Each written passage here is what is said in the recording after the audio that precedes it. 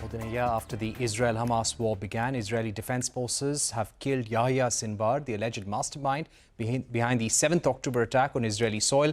Israel's military shared a drone footage of Sinwar sitting in a dilapidated apartment in Rafah just minutes before he was killed. Hamas also confirmed Sinwar's death. Sinwar joined Hamas in the 1980s and rose through the ranks over the years. He was elevated as Hamas's top leader after Ismail Haniyeh was allegedly killed by Iran by Israel in August. He worked on bringing Hamas closer to Iran and its other allies, including Lebanon's Hezbollah. But does his death mean the end of the war in Gaza? Prime Minister Benjamin Netanyahu has declared this as the beginning of the end and said that the war would continue until the remaining hostages are brought home. Meanwhile, US President Joe Biden, British Prime Minister Keir Starmer and French President Emmanuel Macron have urged the Israeli Prime Minister to progress towards a ceasefire. Iran said Sinwar's killing will strengthen the spirit of resistance.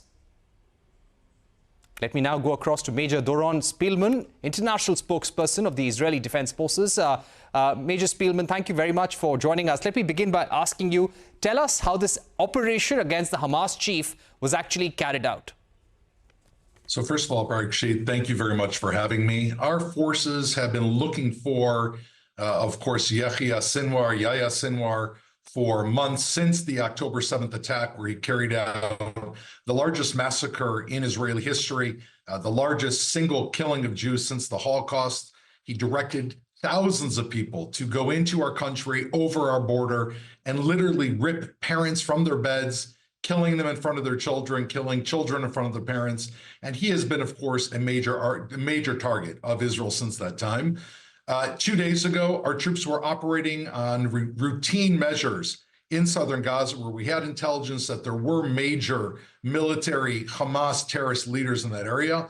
We were cordoning them off by closing their area of operation, by taking out terror tunnels, blocking roads, removing whatever obstacles were in the way, hoping that those terrorists would flee the tunnels and try to seek shelter in buildings by acting like fugitives. And in fact, Yahya Sinwar, as you're showing on the screen, he left the tunnel, he went into an abandoned building, the one that you're looking at right now, and he was there with 2 other terrorists. Our troops have been carrying out intelligence-based raids for weeks.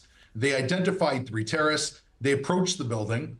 Upon doing so, they came under grenades, so they withdrew from the building.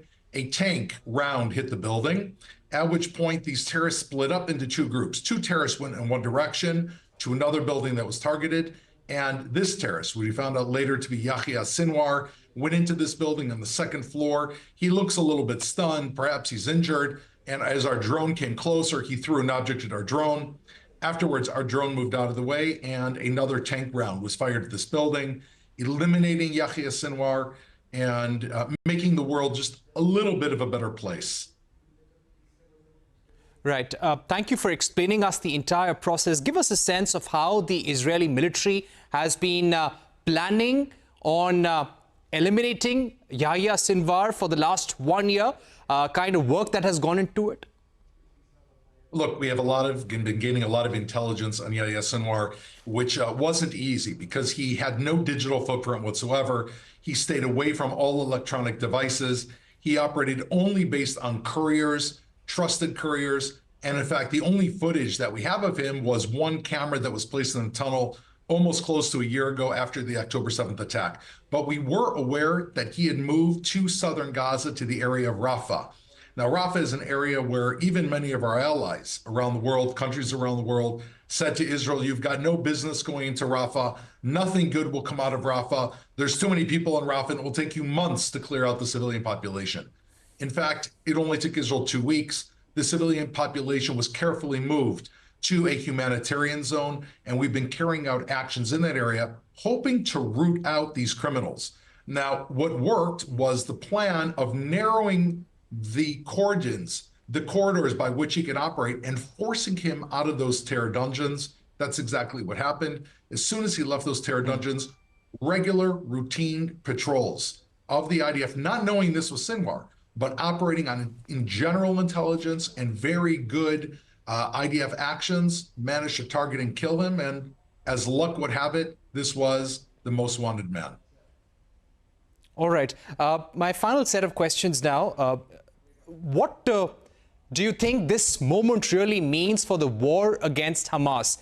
if he was the person, the architect of the 7th October attack last year, has the biggest aim of the war been achieved, or does the war continue? I think that this sends a very important message, not only to Hamas, but to every terrorist that threatens the state of Israel, whether it is a terrorist regime like Iran, which stands at the top of the pyramid, or the Houthis or Hezbollah. You may run, you may hide behind innocent civilians, you may even go down into tunnels.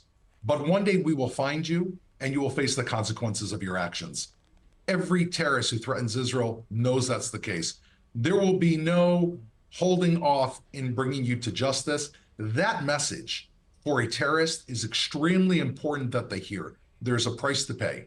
And I think the world needs to unite around this and not allow evil to grow. If we stand together and we nip evil while it's young, before it grows into a beast, we can have taken out a Hamas when it was this big, as opposed to waiting for it to get this big. It's a very important lesson. We don't like to go to war. The United States doesn't want to go to war. India doesn't want to go to war. But sometimes when you see a cancer growing, you've got to strike it when it's still small enough. That's the message. Right. Okay, you left us with that message, but what about the war? Do you think that continues, or are we going to see an end to the war now? Look, we've been waiting for an end to the war since October 8th, when we offered terms for the end of the war. The terms are very clear, and this is the day before the day after. You're asking me about the day after. The day before the day after means three things have to happen.